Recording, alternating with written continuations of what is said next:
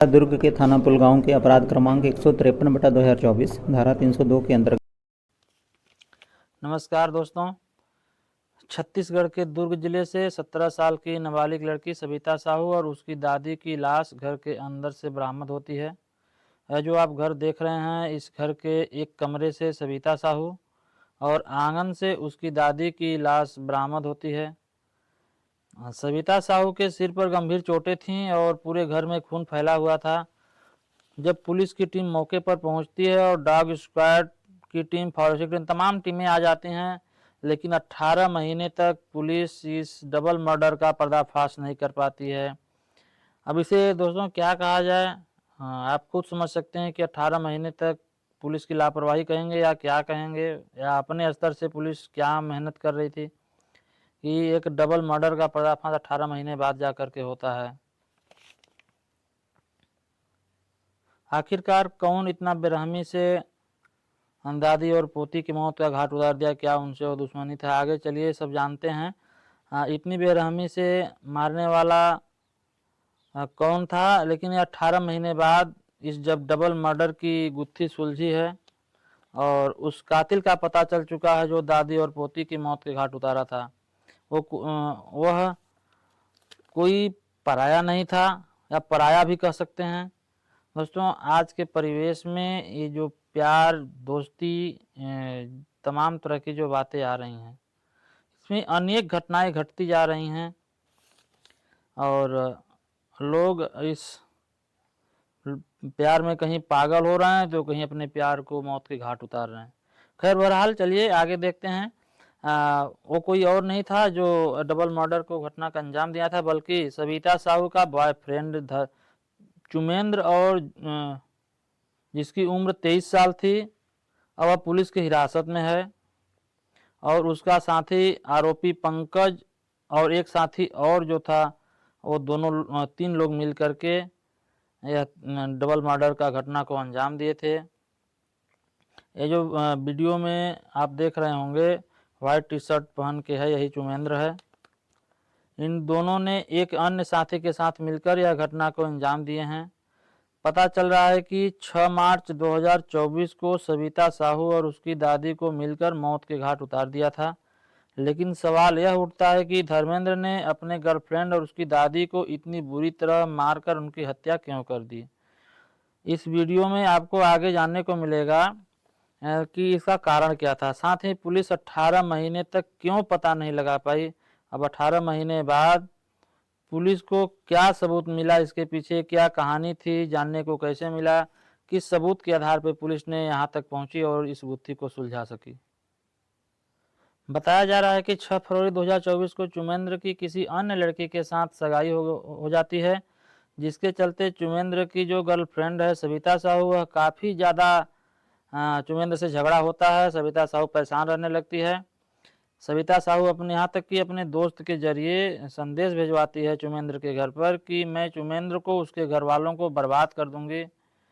जिसके चलते चुमेंद्र उर्फ लल्ला निषाद, जो कि सविता साहू का बॉयफ्रेंड है, सविता साहू को रास्ते से हटाने का प्लान बनाने लगता है। वह सोचता है कि इसे रास्ते से कैसे हटाया जाए।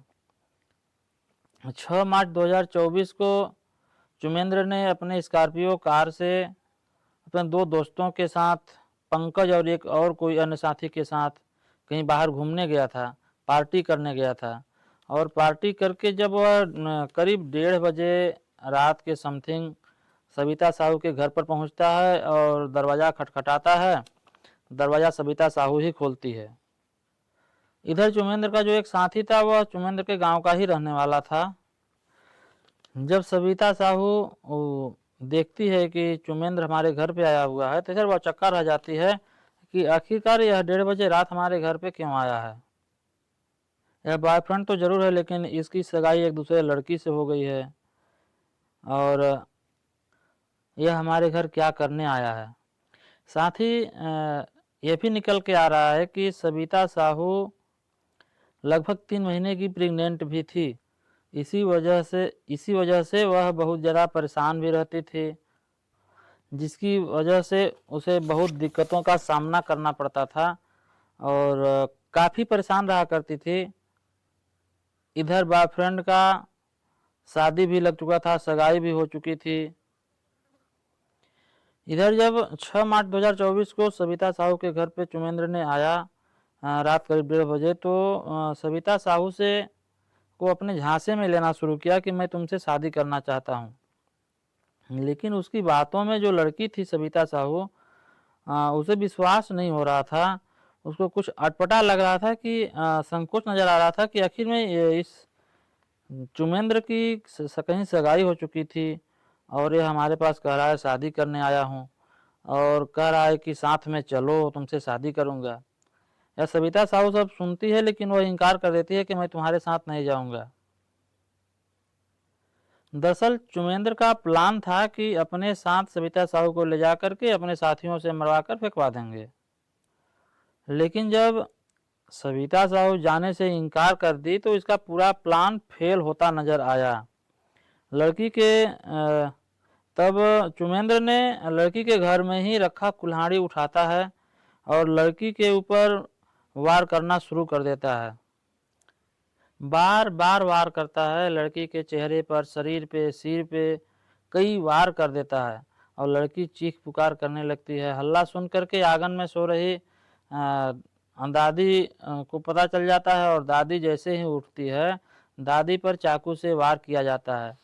दादी को भी मौत के घाट उतार दिया जाता है। यानी चंद मिनटों में के अंदर चुमेंद्र, उसके 2 साथी मिलकर गर्लफ्रेंड सविता और उसकी दादी को मौत के घाट उतार देते हैं।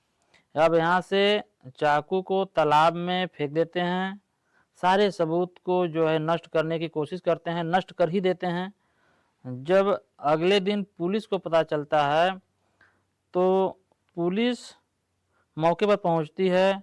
डॉग स्क्वाड की टीम, फॉरेंसिक टीम, तमाम टीमें आ जाती हैं, तमाम लोग पहुंच जाते हैं, लेकिन ये पता नहीं लगा पाती 18 महीने तक घटना का अंजाम किसने दिया, कौन घटना किया, यह डबल मर्डर कौन किया, इसके बारे में पुलिस ने इस गुत्थी को नहीं सुलझा पा रही थी।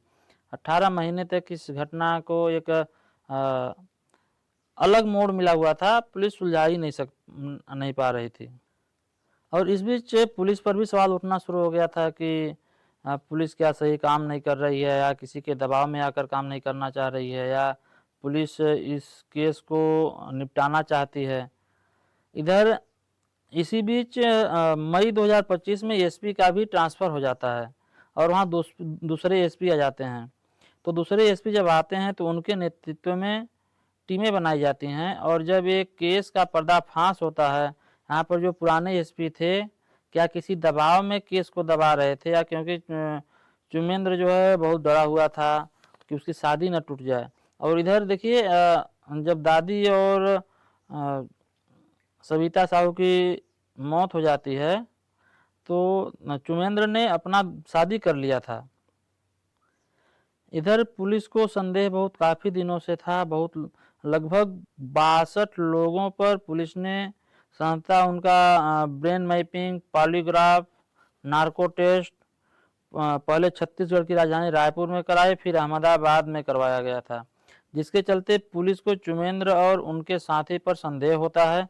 क्योंकि नार्को टेस्ट में जब वह बयान देता है कि जो उसने पहले बयान दिया था उससे अलग बयान देता है, क्योंकि नार्को टेस्ट के समय सच बोल देता है कि उसने ही लड़की का मर्डर किया है और उसके दादी का मर्डर किया है। इधर लोकेशन भी पुलिस जो लोकेशन था ट्रेस करती है, तो पुलिस को पता चलता है कि घटना के दिन, घटना के समय चुमेंद्र और उसका साथी उसी जगह पे थे जहां सविता साहू का घर था। अब यहाँ पर एक सवाल उठता है कि आखिरकार पुलिस की जांच पड़ताल पर खड़ा होता है कि जो पुलिस जांच कर रही थी, आखिरकार ये जो लोकेशन था क्या पहले नहीं जांच कर सकती थी? पहले क्या नहीं देख पा रही थी कि इसका लोकेशन कहाँ है? उस जांच के आधार पे, लोकेशन के आधार पे तो गिरफ्तारी हो सकती है। जब नार्को टेस्ट के बाद पुलिस चुमेंद्र से सख्ती से पूछताछ करती है तो वह स्वीकार कर लेता है और पूरी घटना को अंजाम देने का अपने स्तर से जिस प्रकार से घटना को साजिश बना किया था, घटना का अंजाम दिया था, सारी बातों बयान कर देता है। और आईजी ने इस घटना का पूरा समझाया है, घटना का पर्दाफाश किया है। साथियों चलिए सुनते हैं आगे आईजी जो इस घटना का पूरे पर्दाफाश किए हैं इनका बयान। दुर्ग के थाना पुलगांव के अपराध क्रमांक 153/2024 धारा 302 के अंतर्गत दिनांक 6 मार्च 2024 को एक ग्राम गनियारी में 2 लोगों की मृत्यु हुई थी, जिसमें कि एक मृतक वृद्ध महिला थी और एक उसकी पोती थी। दोनों की लाश उनके घर में पाई गई थी, तो उसकी विवेचना की जा रही थी लगातार, और आज उसका हम खुलासा किए हैं, जिसमें कि एक उसी गांव का एक आरोपी है जिसको गिरफ्तार किया गया और एक उसका साथी है। एक अभी आरोपी गिरफ्तार नहीं हुआ है, उसकी गिरफ्तारी का प्रयास जारी है। इस घटना में जो हथियार और जो गाड़ी यूज़ हुई है उसको भी जब्त कर लिया गया है और दोनों आरोपियों को न्यायिक रिमांड पर भेजने के लिए पेश किया जा रहा है। घटनाक्रम ऐसे हुआ था कि जो आरोपी है उसकी जब सगाई हुई थी उसके बाद गाँव में विवाद भी हुआ था जो मृतक बालिका है उसके परिवार वालों के साथ। तो उसके बाद उस आरोपी को अंदेशा था कि शायद उसकी सगाई ना टूट जाए, लड़की जो बालिका है उसके साथ रिलेशन के कारण। तो उसको करने के लिए वो रात को उसके घर गया था और घर में उसने दरवाज़ा खटखटाया। वो लड़की ने दरवाज़ा खोला तो उसके बाद उसने उसको अपने साथ चलने के लिए बोला, और उसका प्लान था कि जो इसके 2 साथी और ये इसको लड़की को ले जाएंगे और बाहर लेके जाके कहीं उसको मर्डर करेंगे। लेकिन लड़की ने रजिस्ट किया जाने से कि वो उसके साथ नहीं जाएगी, तो इसलिए उसको वहीं मार दिया। और आवाज़ सुनकर जब दादी भी बाहर आई तो दादी को भी उसने आरोपी ने मार दिया। सर, मारने का वजह क्या था? जैसे मैंने बताया कि रिलेशन के उसकी जो सगाई है वो ना कहीं टूट जाए। हाँ, इसमें हमने आरोपी ने शुरू में कन्फेशन नहीं किया था, उस समय काफ़ी संदेहियों को हमने पूछताछ की थी। तो फिर कुछ संदेहियों का ब्रेन मैपिंग और नार्को एनालिसिस कराया गया। करीब 62 संदेहियों से पूछताछ भी हुई।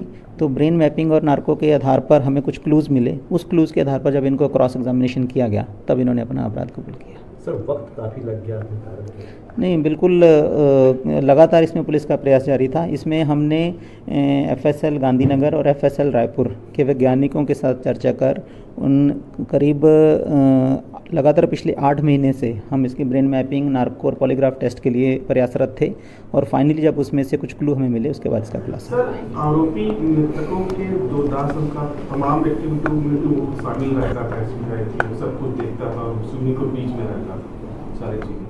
नहीं, बिल्कुल, वो तो उसी गांव में रहता है, तो उसको संदेह के आधार पर पूछताछ भी हुई थी, परंतु उस समय क्योंकि एविडेंस भी नहीं था और उसका जो रोल है वो भी क्लियर नहीं था, तो जब साइंटिफिक टेक्निक्स अपनाएंगी उसके बाद उसका रोल क्लियर हुआ, इसके बाद उसको गिरफ्तार किया। आरोपी क्या काम करता था सर? आरोपी का पूर्व में भी क्रिमिनल रिकॉर्ड है। अभी जो 2 आरोपी हैं दोनों का क्रिमिनल रिकॉर्ड है। इनके खिलाफ पहले मारपीट के और इवन शराब तस्करी के भी केस रजिस्टर्ड हैं, तो इनकी आपराधिक प्रवृत्ति पूर्व से रही।